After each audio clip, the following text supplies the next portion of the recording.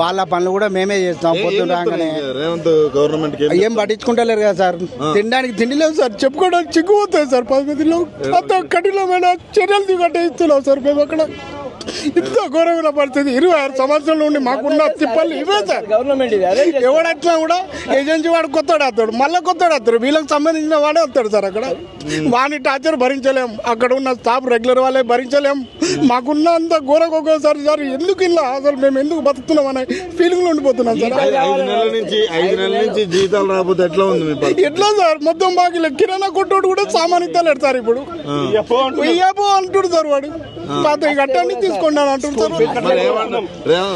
మంత్రిని కావచ్చు, ముఖ్యమంత్రి వాళ్ళు ఏం చెప్పట్లేదు. అనే బాధ తప్ప వేరేది ఇప్పటిదాకా ఏం లేదు సార్.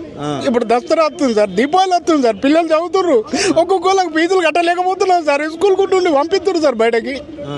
ఘోరమైన పరిస్థితి సార్. ఎవరికి చెప్పుకుంటారు సార్? ఎవరు న్యాయం చెప్తలేడు. ఇంకా కొంత ఘోరమా సార్? తిండి కూడా లేదు సార్. అది కూడా కష్టమే సార్, అతి కష్టం. మేము చేసేది 15,000 12,000 జీతంకి ఏమవుతుంది సార్ మాకు? అది కూడా ఇస్తలేరు. అది కూడా చక్కగా వస్తలేదు సార్.